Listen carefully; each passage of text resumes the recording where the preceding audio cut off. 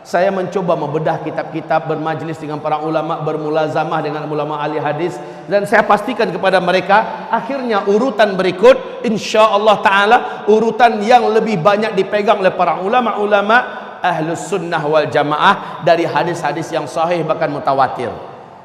10 tanda besar kiamat. Yang awal, ini yang pertama, tanda besar kiamat yang pertama, bumi dibungkus oleh dukhan.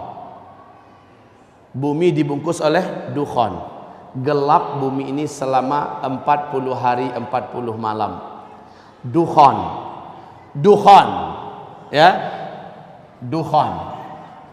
Dukhan ini adalah kabut asap, kabut debu yang sangat panas dan sangat tebal.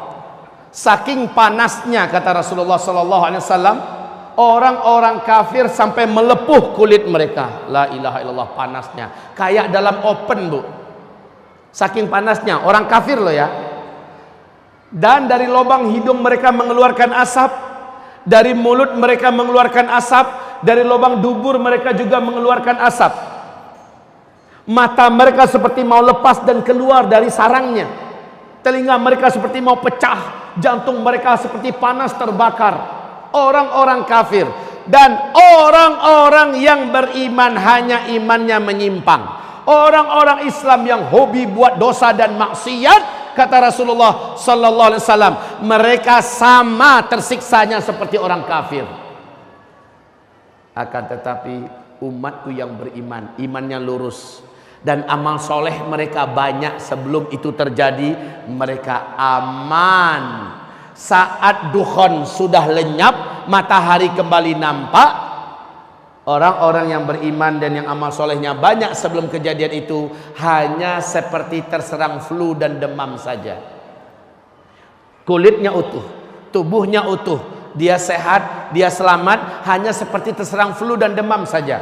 Tapi orang kafir, orang Islam yang hobi berzina sebelum kejadian itu, orang Islam yang hobi minum minuman keras, orang Islam yang hobi menelantarkan salat, orang Islam yang hobi durhaka kepada kedua orang ibu bapaknya, orang Islam yang masih hobi makan riba, orang-orang Islam yang masih banyak berbuat dosa dan maksiat, dia sama tersiksanya seperti orang-orang kafir. La haula wala quwata illa billah. Dukhan ini 40 hari 40 malam. Bumi ini gelap gulita. Kalian tidak mampu membedakan kapan siang, kapan malam. Bahkan salah seorang di antara kalian mencoba mendekatkan telapak tangannya ke arah wajah, lam yakad yaraha, tak mampu melihat apa-apa saking tebalnya dukhan itu. La haula wala quwata illa billah. Kaum muslimin yang kami muliakan, setelah dukhan hilang, lenyap, apa kejadian? Besok harinya manusia dikejutkan dengan musibah lanjutan. Semua teknologi sudah berhenti. Semua teknologi sudah berakhir. Listrik tidak ada lagi, sinyal sudah hilang, mobil tidak bisa dihidupkan, pesawat tidak bisa dibawa terbang. Semua yang memanjakan manusia dari teknologi dan penemuan-penemuan modern berakhir. La haula wala quwata illa billah. Kenapa? Ada penyebabnya yang akan saya uraikan nanti dengan izin Allah Subhanahu wa taala. Saya bahagia, saya bangga, saya bersyukur dikasih oleh Allah kesempatan bisa bicara dengan sebanyak-banyak manusia seperti sekarang di sini. Dan saya yang paling bersyukur sekali, Abah, dikasih waktu 6 jam. Ini yang lama saya rindukan. Saya rindu bisa bicara lebih lama. Dan selama ini saya hanya bisa melampiaskan itu di Malaysia. Di Malaysia dari pagi sampai menjelang maghrib saya bicara akhir zaman. Di sini kali pertama di Indonesia saya akan berbicara 6 jam. Kaum muslimin, ini belum apa-apa dibanding yang mulia Rasulullah. Rasulullah kata para sahabat, bicara tentang akhir zaman, sejak lepas sholat subuh beliau naik ke atas mimbar. Beliau ceramah sampai masuk waktu zuhur. Masuk waktu zuhur beliau turun mengimami kami sholat berjamaah. Habis zuhur naik lagi ke atas mimbar, lanjut sampai asar. Asar beliau turun mengimami sholat asar, lepas itu naik lagi, lanjut sampai maghrib. Sehingga kata para sahabat seperti Abu Hurairah berkata, tidak ada seorang pun di antara kami yang berani beranjak dari tempat duduknya. Yang ingat dengan apa yang Nabi sampaikan adalah yang paling banyak catatannya dan yang paling kuat hafalannya. Satu hari penuh, Pak. Jadi masih kalah anak muda seperti Zulkifli kalau menyampaikan ini. Maka ketika Abah Rauf tadi mengatakan jangan pergi kemana-mana ya, ini sunnahnya memang demikian. Dalam majelis ilmu, sahabat telah membuktikan setianya mereka mendengarkan. Mereka tidak berani keluar. Apalagi materi kita saya bedah dua, materi amalan dan persiapan apakah yang harus segera kita siapkan dan kita kerjakan sekarang, itu selepas zuhur. Baik kaum muslimin, saya lanjutkan. Dukhan, kabut debu yang panas sangat tebal. Selepas dukhan, teknologi musnah. Iklim udara di dunia menjadi panas.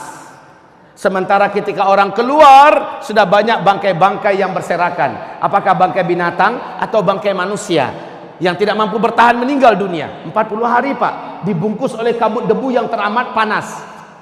Maka banyak sekali daun-daun, bunga-bunga segala macamnya, burung-burung yang mati. Setelah itu udara di muka bumi dan iklim udara juga berubah drastis menjadi panas.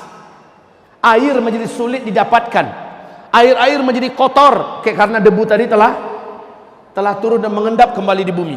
La haula wala quwata illa billah. Kaum muslimin yang kami muliakan, sejak itu kelaparan mulai melanda di muka bumi. Serentak seluruh dunia mengalami kelaparan.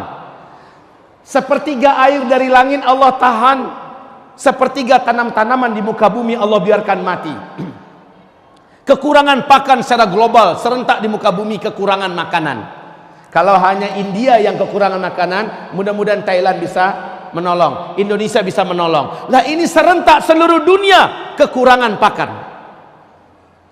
Orang berharap mudah-mudahan tahun depan lebih baik, ada solusi, hujan turun lebih banyak. Harapan orang hanya tinggal harapan tahun esoknya lagi, tahun kedua, 2/3 air dari langit Allah tahan. 2/3 tanam-tanaman dan hewan yang dapat dimakan, hewan ternak yang dapat dimakan di bumi, Allah biarkan mati. 2 kali lipat daripada tahun yang lalu, Pak. Beratnya hidup, kelaparan semakin merajalela di seluruh dunia. Anak-anak kecil banyak bergelimpangan. Orang-orang dewasa juga sudah putus asa. La haula wala quwata illa billah. Saat itulah hadis sahih Imam Bukhari di dalam kitab Al-Adabul Mufrad. Rasulullah bersabda, tidak akan terjadi kiamat sampai tetangga tega mendatangi tetangganya demi memperebutkan sepotong roti yang ada pada tetangga yang ini membunuhnya dan mendapatkan sepotong roti itu. Kadang-kadang tetangganya ngaku nggak punya makanan, nggak percaya yang datang ini, dibunuhnya juga. La haula wala quwata illa billah. Beratnya hidup, orang mulai berani memakan bangkai karena lapar. Macam di Suriah, Pak, bangkai kucing pun dimakan orang, bangkai tikus pun dimakan orang karena lapar. Ini akan terjadi secara global, bukan hanya di Suriah. Setelah itu tahun ketiga, sama sekali air tidak turun dari langit, sama sekali tanam-tanaman dan hewan ternak yang dapat dimakan di muka bumi mati. Disitulah sahabat bertanya kepada Rasulullah, ya Rasulullah, bagaimana kami melanjutkan hidup ketika makanan saat itu sudah tidak ada? Bagaimana kami bisa bertahan ketika makanan sudah putus, air tidak ada? Nabi menjawab, makan minum kalian saat itu adalah zikir. Subhanallah walhamdulillah wa la ilaha illallah wallahu akbar. Kalian baca terus, niatkan untuk mengenyangkan perut kalian, Allah akan kenyangkan perut kalian. Niatkan ganti minum, maka Allah hilangkan dahaga kalian. Niatkan untuk menguatkan fisik kalian, Allah kuatkan fisik kalian. Baca subhanallah walhamdulillah wa la ilaha illallah wallahu akbar. Zikir adalah makanan kalian, zikir adalah minuman kalian. Kalau di sini kita dilatih untuk bagaimana berzikir, maka ke depan latih lagi zikirnya lebih hebat lagi. Anggap zikir kita selama ini kurang, berlatihlah agar berzikir sebenar-benarnya. Di kitab Zikir Akhir Zaman, kitab yang sudah kita siapkan Bapak Ibu, diajarkan bagaimana cara menyambut energi zikir yang selama ini terpendam. Umat ini sekarang kehilangan energi zikir. Umat ini pada sekarang.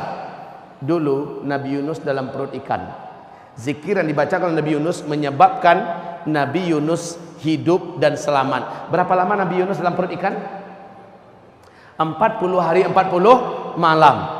Para ulama ahli tafsir mengatakan, ada yang mengatakan 1 minggu, ada yang mengatakan 20 hari, tetapi banyak riwayat mengatakan beliau dalam perut ikan 40 hari 40 malam. Dukhan berapa lama? Sama, 40 hari 40 malam. Nabi Yunus dalam perut ikan ada oksigen enggak?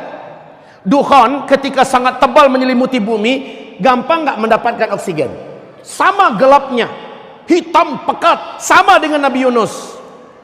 Ada enggak sesuatu yang dapat diminum oleh Nabi Yunus dalam perut ikan? Tidak, sama dengan orang yang dibungkus oleh dukhan. Kejadiannya sama. Maka Nabi mengatakan sallallahu alaihi wasallam, "Ala unabbiukum bisyai'.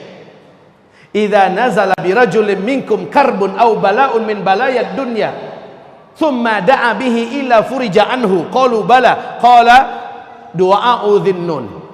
Mau enggak kalian saya ajarkan suatu amalan, suatu bacaan, apabila kalian mau membacanya, kalian mau mengamalkannya, maka tidak ada musibah seberat apapun yang datang kepada kalian, tidak ada satu bencana sehebat apapun yang menimpa kalian, melainkan kalian kalau membaca ini, kalian amalkan ini, Allah akan selamatkan kalian, Allah akan bebaskan kalian dari bencana tersebut. Mau, kata Rasul? Para sahabat menjawab, qalu bala, mau ya Rasul, mau.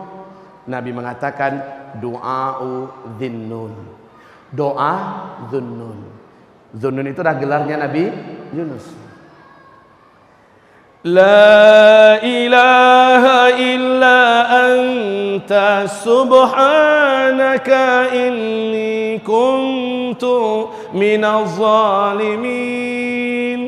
La ilaha illa anta subhanaka inni kuntu minaz zalimin. Sama-sama baca. La ilaha illa anta subhanaka inni kuntu minaz zalimin. La ilaha illa anta subhanaka inni kuntu minaz zalimin. La ilaha illa anta subhanaka inni kuntu minaz zalimin. Terus Nabi Yunus membaca itu dalam kegelapan di perut ikan, di tengah kedalaman laut samudra. Terdengar zikir itu membumbung ke arasy Allah, mengguncang arasy Allah. Lalu Allah perintahkan para malaikat, turun, kalian periksa siapa yang berzikir itu. Allah maha tahu, tapi Allah ingin beberkan ini kepada makhluk sampai hari kiamat. Malaikat periksa, ternyata zikirnya Nabi Yunus. Maka kata Rasulullah, siapa yang berzikir dengan zikir Nabi Yunus, apapun musibah yang dihadapinya dalam hidup, Allah pasti akan lepaskan dia dari musibah itu. Kesulitan apapun yang dia hadapi dalam hidup, dia zikirkan ini dengan zikir yang sebanyak-banyaknya, Allah akan bebaskan dia dari kesulitan hidup itu. Zikir ini dibaca terus menerus. Baik, kita lanjutkan. Dukhan, itulah dia tahun ketiga setelah Dukhan, terjadilah tanda besar kiamat yang kedua. Dan manusia saat itu sudah putus asa untuk hidup. Sampai-sampai orang yang beriman, kata Rasulullah, mereka lewat tepi kuburan. Dia berkata, ini orang beriman loh, orang yang taat, orang yang soleh, lewat di tepi kuburan. Apa katanya? Alangkah bahagianya orang-orang yang ada di dalam tanah itu, kalaulah saya di posisi dia saat ini.